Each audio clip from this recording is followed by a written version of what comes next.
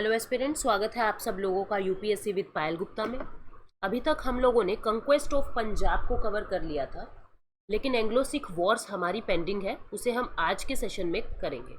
देखो, अभी तक हमने क्या देखा है कि किस तरीके से जो पूरा पंजाब है वो 12 मिसल्स में बदल गया था, और सबसे ज़्यादा इंपॉर्टेंट जो मिसल थी इसके अंदर सिकर चुकिया मिसल्स, जिसके अंदर जो लीडर थे वो रंजीत सिंह उभर के आए थे। और सुकर चकिया मिसल और रंजीत सिंह का क्या रिलेशन था, कैसे जो सुकर चकिया मिसल के लीडर थे उनके पिता महान सिंह, उनकी मृत्यु के बाद रंजीत सिंह इस मिसल को संभालते हैं और किस तरीके से सारा कार्य आगे बढ़ाते हैं। आज के सेशन में हमें एंग्लो सिख वॉर पढ़नी है, और एंग्लो सिख वॉर का रिलेशन जो हम लोगों ने last time treaty of Amritsar किया था वहाँ से है। तो आपको ट्रीटी ऑफ अमृतसर की एक इम्पॉर्टेंट बात मैं बताना चाहती हूँ। ट्रीटी ऑफ अमृतसर के अंदर हमने क्या देखा था कि सतलुज को बाउंड्री बना देंगे। सतलुज का जो ईस्टर्न वाला पार्ट है वो किसके हाथ में चला गया था? ब्रिटिशर्स के हाथ में चला गया था। और जो वेस्टर्न वाला पार्ट है उसके ऊपर रंजीत सिंह ने अपना राज कर लिया था। और रंजीत सिंह क्या करते हैं, वेस्ट के अंदर जितने भी एरिया आते हैं, जैसे मुल्तान है, कश्मीर है, उन सब के ऊपर अपना राज, अपना शासन कर लेते हैं, क्योंकि ईस्ट में तो वो आ नहीं सकते। तो उन्होंने वेस्ट के अंदर जितना कब्जा हो सकता था रंजीत सिंह जी ने किया। आप यहाँ से देख भी सकते हो, ये सतलुज रिवर आप देख रहे हैं, ठीक है, ये सतलुज रिवर आप देख रहे हैं। और इस सतलुज रिवर का जो ये वाला एरिया सारा आता है, ये एरिया ब्रिटिशर्स के पास था। और ये वाला जो एरिया आता है आप देखते हो, झेलम, चेनाब, ये जितनी भी रिवर्स आ रही हैं, जम्मू कश्मीर, मुल्तान, ये जितना भी एरिया आ रहा है लाहौर का, ये सारा रंजीत सिंह के पास था, ठीक है। तो ये ट्रीटी जो हमने पढ़ी थी अमृतसर की, वो आज के सेशन में काम आएगी, इसलिए मैंने आपको ये रिवाइज करवाया है। एक आप ये फिरोजपुर की लोकेशन देख लीजिए। फिरोजपुर की लोकेशन कैसे है ये आप देख पा रहे हैं। ये सतलुज रिवर यहाँ से होके जा रही है, और सतलुज रिवर के बिल्कुल पास ये फिरोजपुर है। यहाँ पे किसका राज है? यहाँ पे रणजीत सिंह का राज है। और यहाँ पे किसका राज है? यहाँ पे ब्रिटिशर्स का राज है, ठीक है। ये वाली पिक्चर भी आप दिमाग में रखना, ये अब फिर से काम आएगी जब हम समझेंगे कि एंग्लो सिख वॉर कैसे होती है। जब रंजीत सिंह नहीं रहे थे तो पंजाब के अंदर मैंने आपको बताया था उनके बेटे खड़क सिंह आए थे। खड़क सिंह की मृत्यु के होने के बाद खड़क सिंह के बेटे नवनिहाल सिंह आए थे, और नवनिहाल सिंह की भी डेथ हो गई थी। उसके बाद क्या होता है, यहाँ पे जितने भी एफिशिएंट रूलर थे, जैसे मोहकाम चंद थे, दीवान चंद थे, हरि सिंह नलवा थे, रामदयाल थे, इन सबकी भी डेथ हो चुकी है। बहुत ज़्यादा डिसकंटेंट रंजीत सिंह की मृत्यु के बाद फैल चुका था। जो आर्मी थी, स्ट्रॉन्ग आर्मी मानी जाती थी सिख की, वो भी अब बिल्कुल इरेगुलर हो चुकी है। बहुत ही ज़्यादा इनडिसिप्लिन उसके अंदर आने लगा है, क्योंकि उनको पेमेंट्स नहीं मिल रही है। राजा रहा नहीं है, एफिशिएंट रूलर कोई है नहीं, तो उनको पेमेंट कौन देगा? और पेमेंट ना होने की वजह से उनके अंदर भी इनडिसिप्लिन आ जाता है। अब नवनिहाल सिंह के बाद शेर सिंह आते हैं, जो रंजीत सिंह के एक और बेटे हैं। उनका भी मर्डर हो जाता है 1843 में। इन द एंड क्या होता है, रंजीत सिंह के जो माइनर सन हैं दलीप सिंह, उनको राजगद्दी पे बिठाया जाता है। ये बहुत ही छोटे हैं, 7 साल के हैं। तो इनके ऊपर जो गार्जियन के रूप में बैठती हैं वो बैठती हैं रंजीत सिंह की बीवी, जिनका नाम था रानी जिंदन। बहुत सारी पहले महारानियां होती थी, उन्हीं में से एक महारानी रानी जिंदन। इनको गार्जियन के रूप में बिठाया गया राजगद्दी पे। अब दलीप सिंह बैठे हैं और उनकी गार्जियन रानी जिंदन है। और हीरा सिंह को एक वजीर बना दिया गया, क्योंकि मैंने आपको देखो क्या बताया था, नेपाल के अंदर जो डोगराज लोग रहते थे, या कश्मीर के एरिया के अंदर जो डोगरा लोग रहते थे, ये डोगरा लोग जो थे, हीरा सिंह एक डोगरा ही थे। इन डोगराज के साथ, गोरखा के साथ, इन सभी के साथ रंजीत सिंह ने बहुत अच्छे रिलेशन बनाए थे, क्योंकि रंजीत सिंह बहुत ज़्यादा डिप्लोमेटिक इंसान थे। उनको लगता था कि बेवजह पड़ोसियों से लड़ाई करना हमारे लिए भी अच्छा नहीं है और उनके लिए भी अच्छा नहीं है। तो डोगरा रहे, गोरखा रहे, जो भी आसपास के जितनी भी रिजीम्स थी, उन सब के साथ रंजीत सिंह ने अच्छे रिलेशन बनाए थे। हीरा सिंह जो एक डोगरा थे, उनको वजीर बनाया गया। लेकिन हीरा सिंह को कोर्ट के अंदर, यानी पंजाब की कोर्ट में, कोर्ट इन द सेंस कि जो वहाँ पे महाराजा का दरबार था, वहाँ पे उनको पसंद नहीं किया गया और उनका मर्डर कर दिया गया 1844 में। एक नए वजीर जवाहर सिंह बन के आते हैं, जो रानी जिंदन के भाई थे, लेकिन उनको भी आर्मी ने पसंद नहीं किया और उनकी भी डेथ हो जाती है 1845 में। इन द एंड लाल सिंह, जो रानी जिंदन के एक लवर हैं, उनको आर्मी ने अपनाया, और लाल सिंह जो है वो अब वजीर बनेंगे, ठीक है। और तेजा सिंह को कमांडर ऑफ फोर्स बना दिया। जो ये लाल सिंह और तेजा सिंह है, ये दोनों क्या करेंगे, कैसे ना कैसे भड़काएंगे। पहले पंजाब वालों को भड़काएंगे अंग्रेजों के खिलाफ, और फिर अंग्रेजों का साथ दे देंगे, ब्रिटिशर्स का साथ दे देंगे लड़ाई में। जैसे आपने देखा था ना, मीर जाफर पलट गया था बैटल ऑफ प्लासी के अंदर, ऐसे ही ये डिसलॉयल हो जाएंगे, लाल सिंह भी और तेजा सिंह भी, जिसकी वजह से पंजाब युद्ध हार जाता है, सिख लोग युद्ध हार जाते हैं। पहले लाल सिंह और तेजा सिंह पंजाब को भड़काएंगे, इंस्टिगेट करेंगे, और लेकिन जब युद्ध स्टार्ट हो जाएगा तो ये लाल सिंह और तेजा सिंह ब्रिटिशर्स के पक्ष में चले जाएंगे। आई एम सॉरी, मुझे थोड़ी आज कफ की प्रॉब्लम है, लेकिन जैसे भी होगा हम वीडियो को पूरी करेंगे। अब देखो क्या होता है आगे। अभी तक राजगद्दी पे कौन बैठे हैं, दलीप सिंह राजगद्दी पे बैठे हैं, और उनकी गार्जियन कौन है, रानी जिंदन है। ये जिंदल नहीं है, जिंदन है, ठीक है। अब फर्स्ट एंग्लो सिख वॉर होता क्यों है, 1845 से 46 में होता है। अब हमने देखा था 1839 में रंजीत सिंह की डेथ हो चुकी है। जब तक रंजीत सिंह अपनी राजगद्दी पे थे, जब तक ये पंजाब के महाराजा थे, तब तक अंग्रेजों की हिम्मत नहीं हुई थी कि वो लोग पंजाब की तरफ आंख उठा के भी देख लें। जैसे ही रंजीत सिंह की डेथ होती है, कोई एफिशिएंट रूलर पंजाब के अंदर नहीं बचता, और इस इनएफिशिएंसी का फायदा अंग्रेज भी उठाएंगे, क्योंकि अब अंग्रेजों को पता है पंजाब कमजोर है। वो बहाना ढूंढेंगे कैसे ना कैसे करके हम लड़ाई करें। इस समय भारत के अंदर कौन गवर्नर बना होता है, लॉर्ड हार्डिंग जो है वो गवर्नर है इस समय। और लॉर्ड हार्डिंग जो है उनका एक ही मकसद है एक्सपेंशन। उनका एक ही मकसद है एक्सपेंशन, कि कैसे ना कैसे करके मैं मेरे राज्य को, मैं मेरे एम्पायर को विस्तृत करूं, बढ़ाऊं, एक्सपैंड करूं। तो अब देखा क्या होगा। जो मैंने ये आपको इमेज दिखाई, फिरोजपुर जो लॉर्ड हार्डिंग है, अब वो कैसे ना कैसे मौका देख रहे हैं कि हम लोग पंजाब से लड़ाई करें। उनको मौका चाहिए, चांस चाहिए। उनको पता है पंजाब वीक है, मैं अगर लड़ाई कर दूंगा तो मैं ही जीतूंगा, हार्डिंग ये समझ रहे हैं। अब हार्डिंग ने क्या किया, अपनी जो आर्मी है वो फिरोजपुर के अंदर स्टेशन कर दी। इधर कौन खड़े हैं, इधर सिख आर्मी खड़ी है, ठीक है। और इस सतलुज के इतने करीब बिल्कुल फिरोजपुर के अंदर हार्डिंग ने अपनी ब्रिटिश आर्मी इकट्ठी कर दी। दोनों की ही आर्मी बहुत स्ट्रोंग है। अब सिख आर्मी को ये डाउट हो गया कि ये लोग सतलुज नदी के इतना करीब क्यों आ रहे हैं, कहीं इनका ये मकसद तो नहीं पंजाब पे अटैक करने का। तो जो वो लाल सिंह और तेजा सिंह थे, लाल सिंह कौन थे, वजीर थे, और तेजा सिंह कौन है, कमांडर इन चीफ है। उन्होंने सिख की आर्मी को भड़का दिया। उन्होंने क्या कहा कि हम लोगों को भी इस तरफ जाना चाहिए, क्योंकि ब्रिटिशर्स की जो आर्मी है वो इस तरफ आ रही है, हमें भी दूसरी तरफ जाना चाहिए। अब इस सतलुज नदी के क्रॉस करते ही ब्रिटिशर्स को मौका मिल गया। लॉर्ड हार्डिंग ने क्या कहा कि आप लोगों को मैंने ये कहा था ना, हमारी ट्रीटी ऑफ अमृतसर हो रखी है, और जिसके जरिए जो वेस्ट वाला एरिया है वो आपका है, ईस्ट वाला हमारा है। तो ये अब मौका मिल गया लॉर्ड हार्डिंग को लड़ाई करने का। जो ये सतलुज को क्रॉस किया सिख की आर्मी ने, इसी को ही मुद्दा बना लिया। देखो क्या होता है यहाँ पे। जो फर्स्ट एंग्लो सिख वॉर होगा वो 1845 से 46 में होता है। किस वजह से होता है, जो सिख आर्मी है वो सतलुज रिवर को क्रॉस कर देती है 11 दिसंबर 1845 को। 11th ऑफ दिसंबर 1845 को Sikh army crossing the river Sutlej. और इस चीज को एक अग्रेसिव स्टेप मानते हैं ब्रिटिशर्स, और ब्रिटिशर्स ने इसको एक वाजिब रीजन समझा कि हमको वॉर को डिक्लेयर कर देना चाहिए। जबकि असलियत क्या थी, जो ब्रिटिशर्स थे वो बहाना ढूंढ रहे थे कि कैसे ना कैसे वॉर स्टार्ट हो, और क्योंकि पंजाब बहुत ज्यादा कमजोर है, हमें पंजाब को कैप्चर कर लेना चाहिए, ठीक है। अब क्या होता है, और रीजन क्या थे फर्स्ट एंग्लो सिख वॉर के, जो इमीडिएट कॉज बन के आया। इमीडिएट कॉज तो यही था कि सतलुज नदी को क्रॉस कर दिया, लेकिन उससे पहले ही बैक एंड में क्या हो रहा था, महाराजा रंजीत सिंह की डेथ के बाद लाहौर किंगडम के अंदर अनार्की आ जाती है। मतलब कोई भी पावरफुल या कोई भी लॉयल बंदा अब वहां पे नहीं रहता है। दूसरा, सिख आर्मी के अंदर शक पैदा होता है कि ये लोग इतने नजदीक क्यों आते हैं। इंग्लिश की जो मिलिट्री है, ब्रिटिशर्स लोगों की मिलिट्री है, वो फिरोजपुर के अंदर कैंपेनिंग क्यों कर रही है। सिख आर्मी सस्पिशन, उनको शक होता है। तीसरा, increase in number of English troop being station near the border with the Lahore kingdom. बिल्कुल लाहौर के पास, मैंने आपको बताया फिरोजपुर के अंदर इंग्लिश ट्रूप जो है अपनी आर्मी को स्टेशन कर रही है बहुत ज्यादा संख्या में। तो ये सारी चीजें उनको मजबूर कर देती है रिवर सतलुज को क्रॉस करने के लिए, और यही वजह बनती है पहले एंग्लो सिख वॉर की। अब इस वॉर में क्या होता है, ब्रिटिशर्स के पास 20,000 से 30,000 ट्रूप्स हैं। जबकि सिख के पास 50,000 लोग हैं।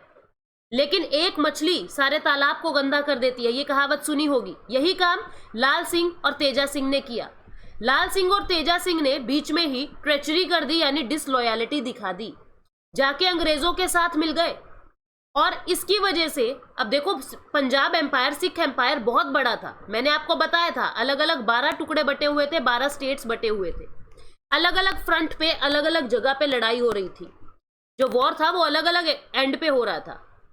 लाल सिंह और तेजा सिंह जो आर्मी के सबसे पावरफुल लोग माने जा रहे थे, लाल सिंह वजीर था, Teja Singh commander in chief था, ये ही दोनों पलट गए, ये अंग्रेजों के साथ जाके मिल गए। इन्होंने सिखों के खिलाफ डिसलॉयलिटी दिखा दी। तो मुदकी के अंदर लड़ाई हो रही थी, फिरोज शाह में लड़ाई हो रही थी, बुंदेलवाल के एरिया में लड़ाई हो रही थी, अलीवाल के एरिया में लड़ाई हो रही थी और सबराओं के एरिया में लड़ाई हो रही थी। ये सारी की सारी लड़ाई सिख लोग हार जाते हैं। Lahore fell to British forces on 20th of February 1846 without a fight.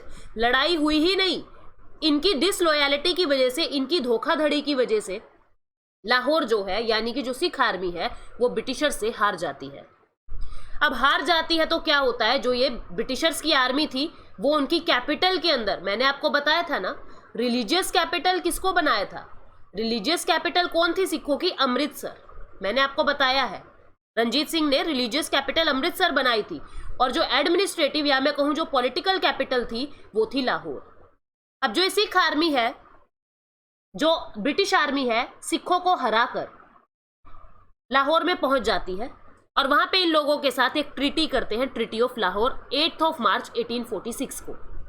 ये ट्रीटी ऑफ लाहौर खुद में इतनी ज्यादा ह्यूमिलिएटिंग थी सिखों के लिए कि इस ट्रीटी की वजह से और प्रॉब्लम्स क्रिएट हो गई और एक नई ट्रीटी होती है, ट्रीटी ऑफ भैरोवाल।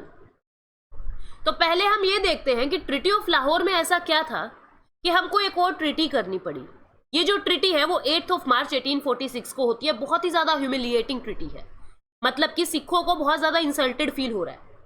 पहली चीज तो 1.5 करोड़ रुपया, 1.5 करोड़ रुपया उस समय का सोचो कितना होता हो गया। इतना ज्यादा वॉर इंडेमनिटी लिया इंग्लिश ने सिखों से कि तुमने हमसे लड़ाई की, तुम्हारी वजह से हमारा नुकसान हुआ, हमें जान माल की हानि हुई, तो हमको आप लोग 1.5 करोड़ दो।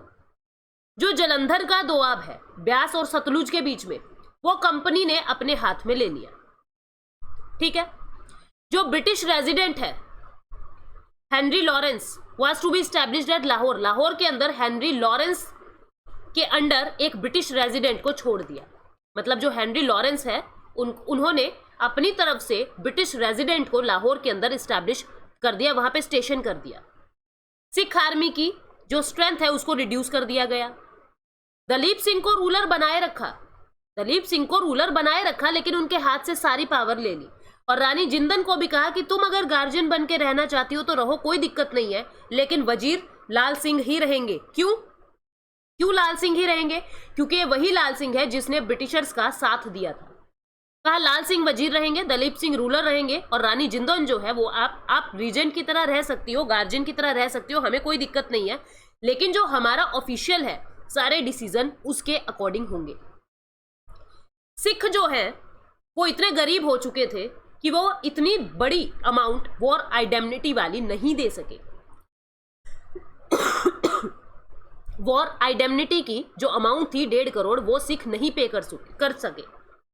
तो इससे क्या होता है, ये जो आपका कश्मीर वाला रीजन था, इस कश्मीर के रीजन को, क्योंकि सतलुज नदी के वेस्ट में आता है, इस कश्मीर के रीजन को किसने जीता था? रंजीत सिंह ने जीता था। किसके अकॉर्डिंग? ट्रीटी ऑफ अमृतसर के अकॉर्डिंग। ट्रीटी ऑफ अमृतसर के अकॉर्डिंग किसने जीता था? रंजीत सिंह ने जीत लिया था कश्मीर को।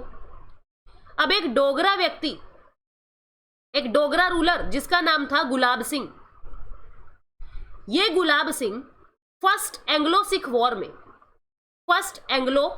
वॉर में ब्रिटिशर्स का बहुत ज्यादा साथ देता है।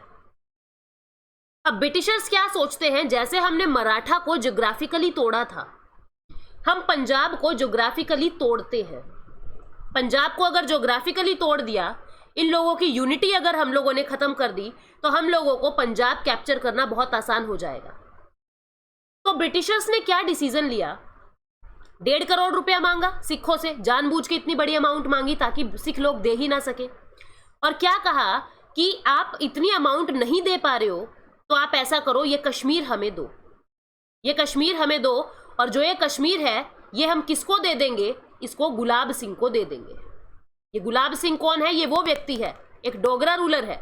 आप देखोगे 4 सिंह लोग आते हैं यहाँ पे, गुलाब सिंह था, नाहर सिंह था, लास्ट में आप देखोगे राजा हरि सिंह है जिसके साथ हमने ट्रीटी साइन की थी कश्मीर की।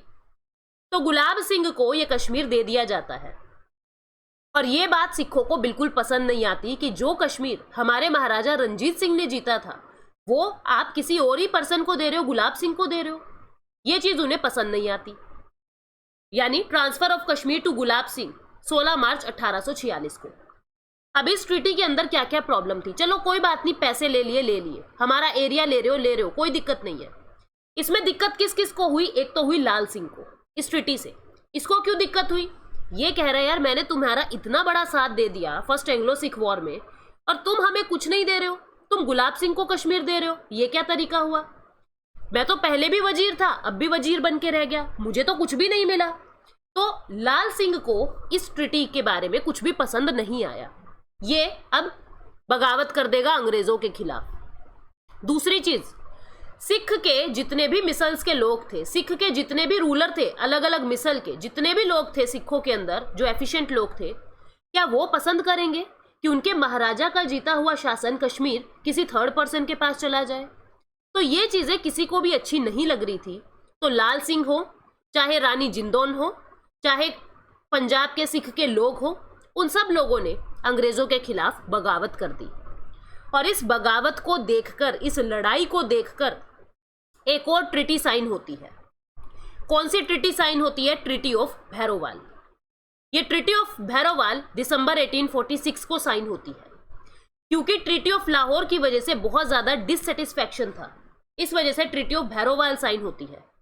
और यहाँ पे अंग्रेज क्या कहते हैं कि हमने तुम्हें इतना सब कुछ दिया, हम दलीप सिंह को राजा बनाने को तैयार हुए, रानी जिंदोन हमने आपको अभी भी ऐसा माना कि तुम रीजेंट बन सकती हो, लेकिन तुम क्या कर रही हो? तुम तो बदले में और लड़ाई कर रही हो हमारे साथ, तुम तो और भड़का रही हो लोगों को कि ब्रिटिशर्स ने अच्छा काम नहीं किया।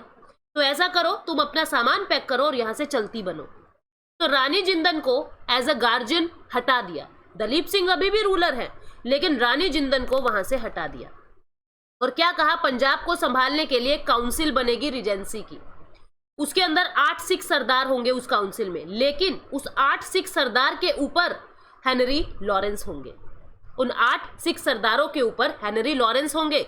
यानी अब सिख सरदारों के हाथ में कोई ताकत नहीं रही, रानी जिंदन के हाथ में कोई ताकत नहीं रही, लाल सिंह के हाथ में कोई ताकत नहीं रही। तो ये ट्रीटी ऑफ भैरोवाल थी, जो ट्रीटी ऑफ लाहौर के बाद होती है। क्योंकि ट्रीटी ऑफ लाहौर बहुत ही ज्यादा ह्यूमिलिएटिंग थी, तो ट्रीटी ऑफ भैरोवाल ने क्या किया? सिखों को बिल्कुल क्रश करके रख दिया। सिखों को बिल्कुल क्रश करके रख दिया, उनके हाथ से सारी पावर छीन ली जाती है। अब ये चीजें किसी को भी पसंद नहीं आ रही। सीधी सी बात है, जो सिख कौम मराठा से भी नहीं डरी, मुगलों के से भी नहीं डरी, वो सिख कौम के ऊपर अब ये ब्रिटिशर्स लोग जो दूसरे देश से आए हैं वो इनके ऊपर कब्जा करना चाहते हैं। किसी को पसंद नहीं आएगा और सिख इतनी आसानी से हार नहीं मानेंगे। सेकेंड एंग्लो सिख वॉर होता है 1848 से 1849 की। ये वजह क्या है? इसकी लड़ाई की वजह क्या है? क्या रीजन है कि सेकेंड एंग्लो सिख वॉर हुआ? वजह है treaty of Lahore and treaty of Bhairowal. ये दोनों ही ट्रीटी ऐसी थी जो बहुत ही ज्यादा ह्यूमिलिएटिंग थी। सिखों के जितने भी लीडर थे उन लोगों को एक भी दिन नींद नहीं आई इन ट्रीटी के बाद। क्यों? क्योंकि उनकी वजह से उनकी इंसल्ट हो रही थी।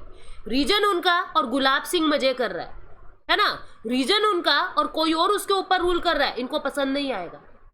रानी जिंदन के साथ इनह्यूमन ट्रीटमेंट किया गया, उनको बनारस भेज दिया गया पेंशनर के तौर पे, ठीक है, जिसकी वजह से सिख और भड़क गए कि हमारे महाराज की महारानी का इस तरीके से अनादर किया जा रहा है। अब ये गवर्नर लोग क्या करेंगे? अभी ब्रिटिशर्स लोग क्या करेंगे?